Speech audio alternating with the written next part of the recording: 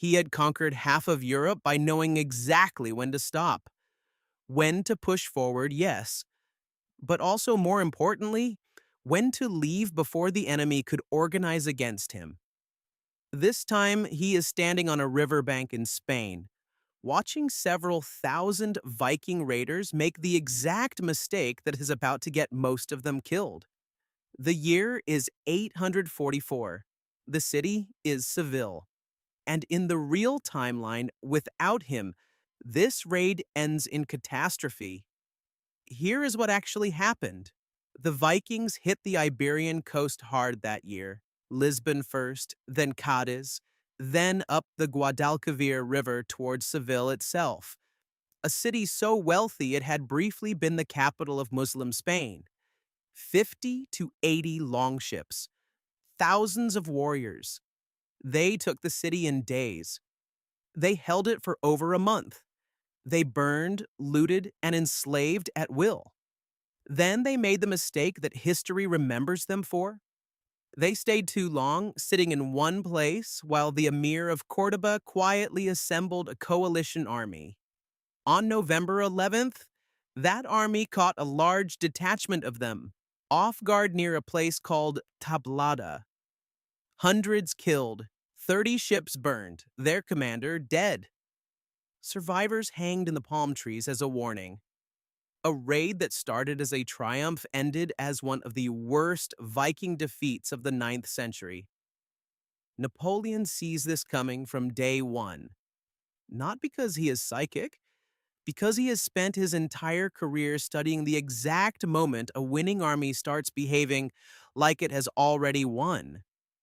And he is watching several thousand men do precisely that, right in front of him, in a captured city with no walls of its own and a desert of open country between them and Cordoba. So he says something. He tells the Viking commanders the raid is not finished. Taking a city is not winning. Holding it without watching the roads is an invitation, not a victory. They laugh. Not cruelly, genuinely. A short, stooped foreigner, still pale from weeks of seasickness, lecturing men who have personally torn through 3 cities this season about how to fight a war. One of them claps him on the shoulder hard enough to nearly knock him over and tells him, more amused than insulted, that the city is already theirs. The silver is already theirs. And the only battle left to fight this season is deciding which tavern to drink in first. This is the part that should hurt, and it should be allowed to hurt. Napoleon Bonaparte spent 20 years as a man whose word moved armies, whose strategic instincts were treated correctly as something close to prophecy. Here he is nobody, a passenger, a joke nobody bothers finishing because it is not even worth the breath. He does not try the rest of the camp.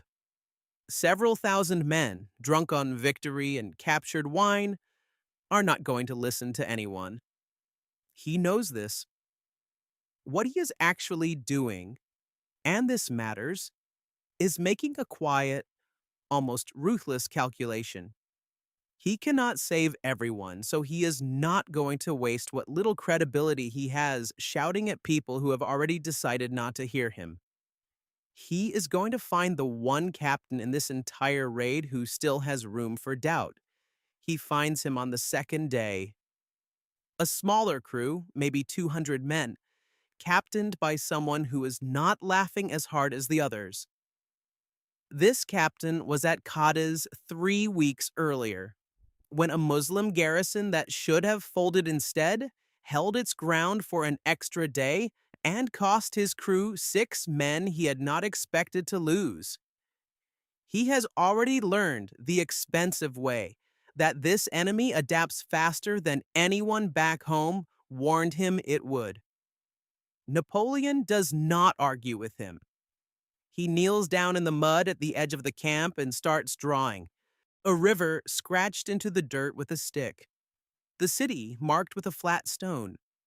Smaller stones for the Viking ships clustered together at the riverbank. Too close together, he points out, all sitting in the same stretch of water like fish in a net. Then he picks up a handful of fish bones from the captain's own discarded dinner and presses them into the mud on the far side of the river, scattered, advancing. Cordoban cavalry. He does not know their numbers. He does not need to. He only needs the captain to understand the shape of what is coming. A slow, patient encirclement, arriving from a direction nobody in this camp has bothered to watch. Then he pushes one single stone out past the edge of his drawn river, clear of the fish bones, down toward open water. The captain studies the mud for a long moment. He does not believe a word of it. But he has buried 6 men in 3 weeks because he refused to believe smaller warnings before. And that costs less than sending out a single scouting party for one day to find out if the foreigner is lying. The scouts leave at dawn. They come back before dusk, faster than expected, and not the way scouts usually come back. Calm, almost lazy, with not much to report. They come back hard on tired horses with exactly the kind of news that makes a captain go quiet. Movement east, organized.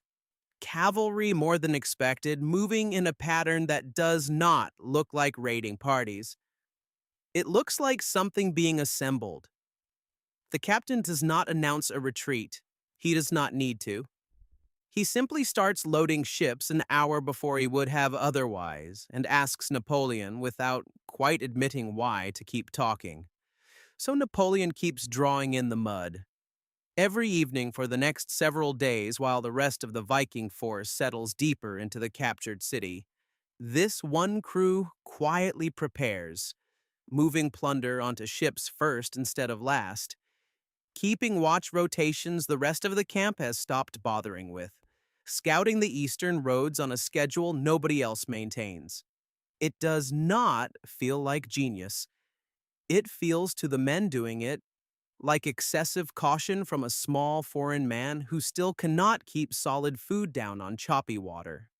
But it works exactly the way Napoleon's instincts always worked, quietly, without applause, long before anyone else understands why it mattered. By November 11th, when the Cordoban coalition finally strikes, this single crew is already gone, slipping downriver in the gray hours before the attack, plunder loaded.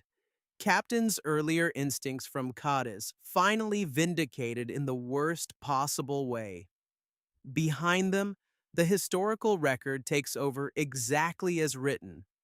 The main Viking force, scattered and unprepared, is caught in open ground and destroyed. Ships burning at the waterline, a commander among the dead. The survivors made an example of in the palm trees outside the very city they thought they had already conquered. Napoleon does not stop this. He never could have. Several thousand drunk, glory-hungry men were never going to listen to a stranger drawing in the mud. And there is no version of this story where pride that deep gets talked out of itself in 3 days.